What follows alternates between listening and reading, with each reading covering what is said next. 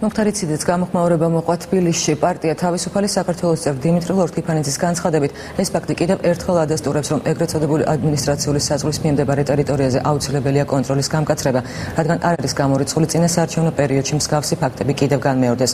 ლორთქიფანიძე მიიჩნევს, რომ გარდა ევროკავშირის სადამკვირვებლო მისიისა, აუცილებელია EUTOS მისიის აღდგენაც.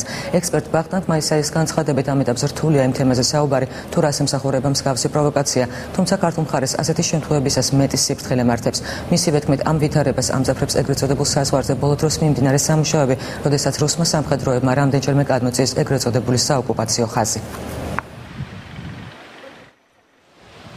საპატრულო ეკიპაჟის მიმართ და მით უმეტეს საერთაშორისო სადამკვირვებლო მისიის წარმომადგენლების წინააღმდეგ განხორციელებული მსგავსი ტიპის პროვოკაცია, რა თქმა უნდა, ყოველთვის საფრთხის შემცველია. ვთვლი, რომ იგივე EUTOS მისიის აღდგენის ვალდებულება და საჭიროება სწორედ აი მსგავსი ტიპის პროვოკაციების თავიდან აკვეთის მიზნით არის განსახორციელებელი და ვთვლი, რომ ქართული სამართალდამცავი ორგანოები კიდევ უფრო მობილიზებულნი უნდა დახვდნენ ასეთ ტიპის პროვოკაციებს, უნდა იმუშაოს აქტიურად სადაზვერვო სამსახურებმა.